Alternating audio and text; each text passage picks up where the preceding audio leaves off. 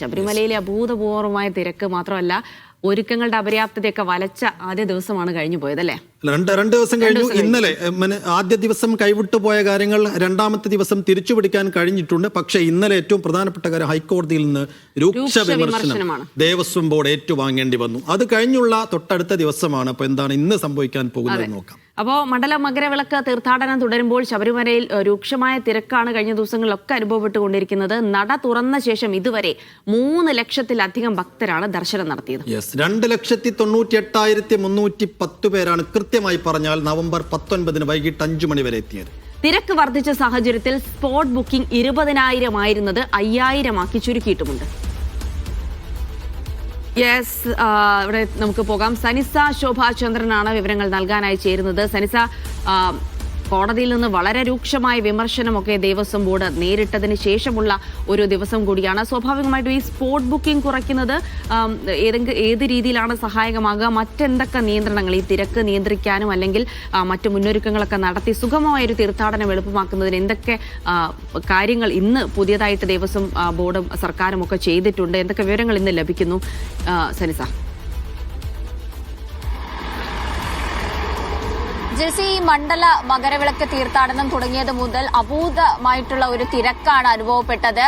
3 ലക്ഷത്തിലധികം പേരാണ് ദർശനത്തിന് എത്തിച്ചേർന്നത്. ഇതിന് തിരക്കുകൾ നിയന്ത്രിക്കാൻ വേണ്ടത്ര സജ്ജീകരണങ്ങൾ ഒരുക്കിയില്ല എന്ന വിമർശനമാണ് ഹൈക്കോടതിയിൽ നിന്നടക്കം ദേവസ്വം ബോർഡും സർക്കാരും ഒക്കെ ഏറ്റുവാങ്ങിയത്. ഇത്തരത്തിൽ വലിയ ക്യൂ, വലിയ ജനത്തിരക്ക്, പലർക്കും ദർശനം നടത്താൻ കഴിയാത്ത അവസ്ഥ, പമ്പയിലടക്കം വേണ്ട സജ്ജീകരണങ്ങളില്ല, വെള്ളം ലഭ്യമാക്കുന്നതിനുള്ള സജ്ജീകരണം ഇല്ല, പമ്പ നദി മലിനമായി തന്നെ തുടരുന്ന അവസ്ഥ, പുല്ലുകൾ പോലും വെട്ടാത്ത അവസ്ഥ, വേണ്ട ശൗചാലയങ്ങളില്ലാത്ത അവസ്ഥ, അതുപോലെ യാതൊരു സജ്ജീകരണങ്ങളും തിരക്ക് നിയന്ത്രിക്കാൻ, ക്യൂ നിയന്ത്രിക്കാൻ വേണ്ട സജ്ജീകരണങ്ങളും ഇല്ലാതെയാണ് ദർശനത്തിന്റെ 2 ദിവസം കഴിഞ്ഞത്. 3ാമത്തെ ദിവസം എത്തുമ്പോൾ ഇപ്പോൾ ഈ പ്രശ്നങ്ങളൊക്കെ നടന്നതിന് ശേഷമാണ് കേന്ദ്രസേനയെ ആവശ്യപ്പെട്ടത് എന്ന അടക്കമുള്ള വിമർശനം ഉയർന്നിട്ടുണ്ട്. എന്നാൽ ഇപ്പോൾ രണ്ടാമതായിട്ടും കേന്ദ്രസേനയെ ആവശ്യപ്പെടാനുള്ള സാധ്യതയാണുള്ളത്.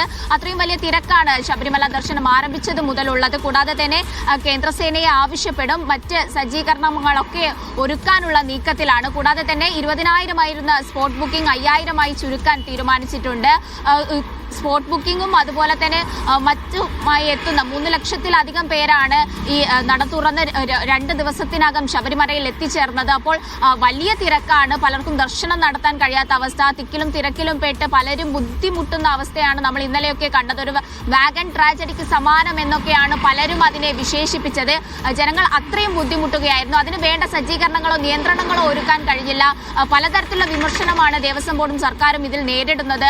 മന്ത്രിതല യോഗം ചേർന്നില്ല, പോലീസ് അധികാരികളും മന്ത്രിമാരും തമ്മിൽ മന്ത്രിതല യോഗമൊക്കെ പൊതുവെ ചേരാറുണ്ട്. എന്നാൽ അത്തരത്തിലും ഒന്നും നടന്നില്ല. ശബരിമല ദർശനം എല്ലാ പ്രാവശ്യവുമുള്ള കാര്യമല്ലേ, എന്തുകൊണ്ട് ഇതിന് സജ്ജീകരണം ഒരുക്കാൻ പറ്റിയില്ല എന്നുള്ള ചോദ്യങ്ങളൊക്കെ ഉയരുന്നുണ്ട്.